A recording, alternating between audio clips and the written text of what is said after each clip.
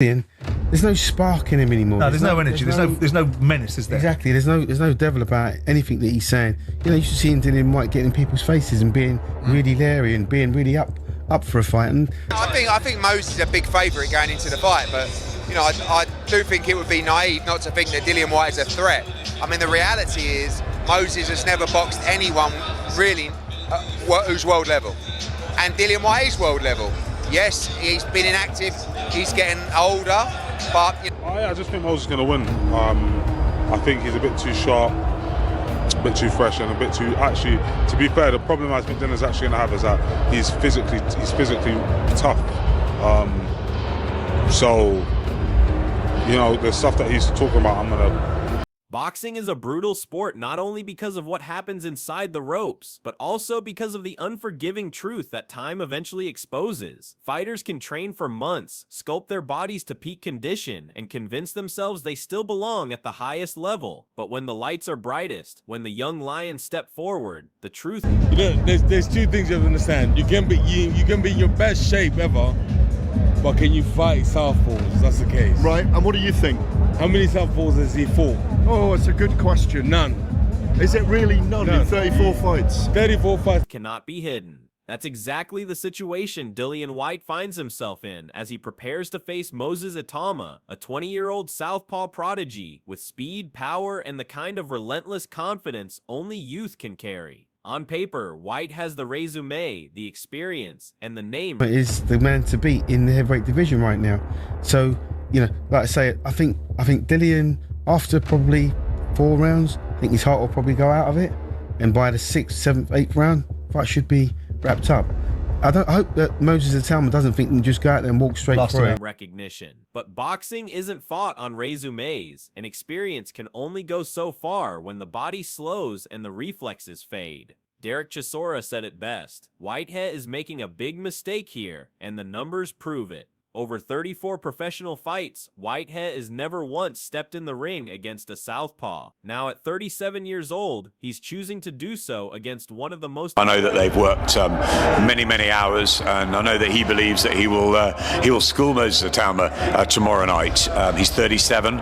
He's been inactive, which is a worry to me. Explosive young left-handers in the sport. That's not bravery, it's self-destruction waiting to happen. Former world champion Duke McKenzie has his own reservations. Yes, Whyte can still train hard, still hit the pads with sharpness, still put in the hours in the gym. But does he still have the fire? McKenzie doesn't believe so. I've always said to him, you will be a world champion one day.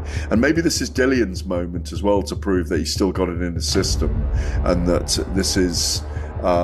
he hasn't gone here for the whatever they're calling it, the 2 million payday or whatever, how much he is getting for the fight. Predicts Whyte fading by the middle rounds, while Itauma keeps marching forward with the kind of pressure only a fearless 20-year-old can bring. And that's the brutal reality. White's body may look in shape, but mentally, is he truly prepared for the storm Itauma is about to unleash? Training camps build confidence, but they can't turn back. Itauma, what a top fighter, by the way. If you've not seen him, what is he? I think he's 20 years old. Yeah. He was hoping to be the first, or the youngest heavyweight champ before Mike Tyson. I think he did at 19, so he's kind of missed the boat on that. But he's a big puncher. He's got extremely high boxing IQ. He's just confident. The clock. They can't erase the miles of punishment already taken, the knockouts suffered, or the wear and tear of years at the top. Sky Sports' Adam Smith added more layers of doubt. Yes, Whyte has been working hard in camp, convincing himself that endless hours of sparring and drills will close the gap. But the fight isn't against Moses alone, it's against his own age and inactivity. Whyte has been out of the ring for long stretches, and inactivity is a silent killer for fighters. Smith rightly points out that training confidence often crashes into reality when the first bell rings. Yes, Whyte can come out firing in those opening rounds, but pressure only works if your body can sustain it. And that's where Itauma thrives, soaking up heat, letting his opponent burn energy, and then unleashing his 10 knockouts, and this is a kid that really, you'd expect him to be a world champion at some point in his career. But it's the same old thing, isn't it? Has he What's he going to be like when he's under the cosh? Is he still going to have that beast in him when he's under the cosh? Because he's not been tested yet. And what about when he gets his chin checked? Obviously, he's been sparring with the big boys, but they wear big gloves, 16-ounce gloves. You've got head guards on, and that helps absorb the shot a little bit. Yeah. Well, I just think, I mean, he's been hit. His best win, I think, a guy called Marius whacked, well past his best, but a good fighter, can punch a bit. His own sharpness once the storm passes. Smith also noted those uppercuts, a punch that has haunted Whyte for years. From Anthony Joshua to Alexander Povetkin, the uppercut has been his Achilles heel. Now he's up against a southpaw who throws them naturally. This isn't speculation. This is history repeating itself, unless Whyte produces something miraculous. Boxing journalist Gareth A. Davies tried to rally optimism for Whyte, talking up the idea that the old warrior might still have one big night left in him. But even Davies' words carried more nostalgia than conviction. The romantic idea of Whyte rolling back the years and silencing critics sounds good in theory, but against Itauma's youth, hunger, and firepower, it's more fantasy than reality. Sentimentality won't save Whyte when the first heavy left hand lands. Carl Froch, never one to sugarcoat, cuts straight to the truth. Moses So there's the unknown for Moses, very much an unknown quantity, but everything that he's shown so far has been the goods. There has been one element or angle of his game where you'd go, he's not going to quite make it because his chinny's been decked a few times, or he seems to run out of steam, or he hasn't got much punch power, because as the fights have gone on, he's got better and better every time, and he seems to raise his game with the level of his opposition. Itauma isn't just hype. He's the real deal. At 20, he already carries knockout power, a supreme boxing IQ, and confidence that belies his years. Some critics point out that he won't break Mike Tyson's record as the youngest heavyweight champion, but Froch dismisses that as irrelevant. Itauma is carving his own path. For Whyte, this isn't just another opponent, it's the future of the heavyweight division staring him down. And Froch knows full well what happens when fading veterans try to stop a freight train of youth. David Haye's perspective is crucial. He highlights what makes Itauma such a nightmare for Whyte. Every single time Itauma has stepped up, he has only improved. He isn't a hype job who fades when the pressure rises. He thrives on it. That's the scariest reality. Most got 12 wins, with coming by as a fighter, This guy's got a bit of experience, so they give him Dillian. Let's see what. For Whyte, his career shows the opposite pattern. Against the biggest names, Joshua, Povetkin, Fury, he's faltered. Under pressure, he's folded. Haye also points out that if Itauma had weaknesses, chin, stamina, mentality, they would have been exposed by now. Instead, every fight reveals more depth. Itauma's unknowns aren't flaws, they're untapped potential. Whyte, by contrast, has no mystery left.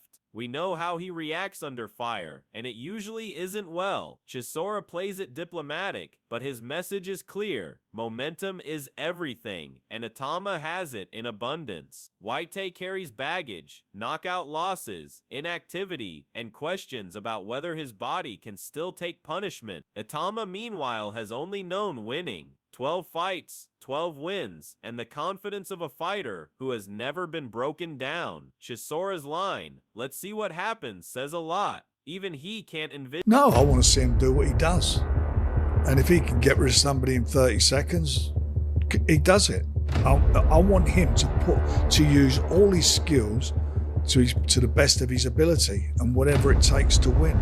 That's what I want to see. Envision how Whyte survives if Itauma turns up at his best. Promoter Frank Warren has guided Itauma carefully, and now he's made his expectations clear. Ruthlessness. Warren isn't asking for a learning fight. He wants Itauma to be clinical. If the knockout opportunity comes early, take it. If it takes longer, dismantle Whyte patiently. The key is to adapt. That's what makes Itauma so dangerous. He isn't a one-dimensional puncher. He can box, he can counter, he can pressure. Whyte, on the other hand, has no single path to victory. He can't rely on Moses being raw, reckless, or impatient. Warren has drilled patience into him, making Itauma even harder to beat. Rising star Hamza Shiraz kept it brutally real. This fight has two possible scripts. The first, and by far the most likely, is Itauma storming through Whyte inside 4 rounds. Whyte's chin is no fortress. Joshua cracked it. Povetkin shattered it. I'll break it down 2 ways.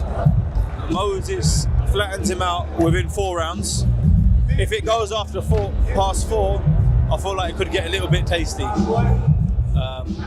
I don't know what will happen. I'm not leaning towards any other fighter, but before 4, I got Moses to flatten him out. But after 4, it could be a very, very interesting fight. Fury dropped him with ease. Now imagine that same chin standing against a 20-year-old southpaw with precision power. The odds are slim. The second script is survival. Whyte somehow drags the fight into deeper rounds, but survival isn't winning. It's delaying the inevitable. Itauma doesn't fade as fights go on. He adapts, raises his output, and grows stronger. If Whyte makes it past round 4, it won't be because he's thriving. It'll be because he's hanging on. And hanging on against a rising beast is a countdown to collapse. Former heavyweight champion Shannon Briggs echoed the same sentiment. He respects Whyte, but the truth is his durability has faded. He's been dropped, hurt, and stopped too many times to still wear the badge of dangerous veteran with pride. Itauma, in contrast, is fresh, explosive, and brimming with confidence. Briggs asked whether Itauma can really crack, but the evidence is already there. Every man he's faced has felt the force. Whyte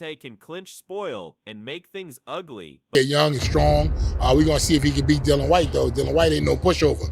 And I think Dillian going to know that, you know what I'm saying? We're going to find out if he can really crack like they say he is. But I'm hearing things that he's been dropped in the ring, in the gym and stuff like that. But that's okay, too, because I took a couple spills, you know, little slips in the ring, in the gym. That's okay, but we're going to... But can he keep Itauma off him for 12 rounds? History says no. This looks less like a test and more like a showcase for Itauma's arrival. Trainer Andy Lee frames it differently. This isn't just about Whyte's survival. It's about Itauma's credibility. Critics still point to Itauma's opposition, questioning whether he's truly ready for elite names. Whyte, for all his flaws, is a former world title challenger who shared the ring with Joshua Fury and Povetkin. Beating him isn't just another knockout, it's validation.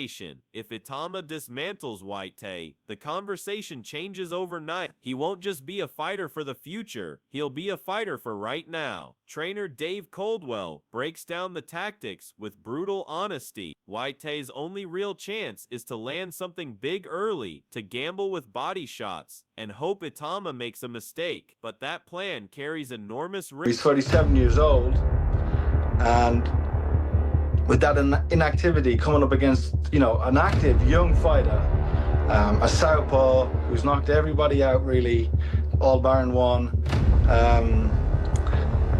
Yeah, these are the questions. How good is Moses Itauma? Because, to be honest, his opposition up to this point, although he's starched them.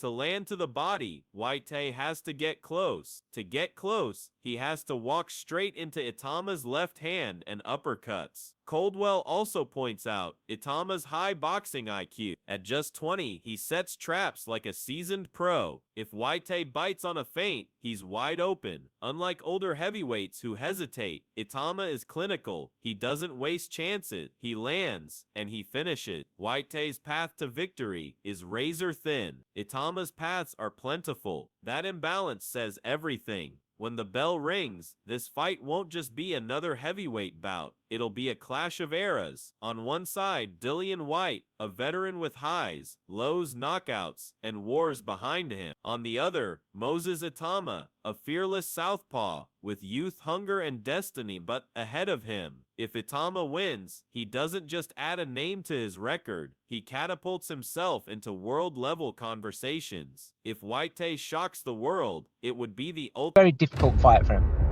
It's a very difficult fight for him. You know, he can't afford to bite on Itauma's triggers and feints. He's got to land something early to get some respect off of Moses as well. And it's called the body snatcher.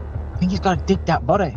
He's got to try and take away the sharpness from Itauma by investing early. Ultimate redemption story, but boxing is rarely that forgiving. This is hunger versus history, youth versus wear and tear, freshness versus fading reflexes. One man is chasing destiny, the other is clinging to pride, and when destiny collides with pride, there's usually only one outcome. So now the question is simple: are you backing Moses Itauma's rise, or do you believe Dillian Whyte has one last upset left in him?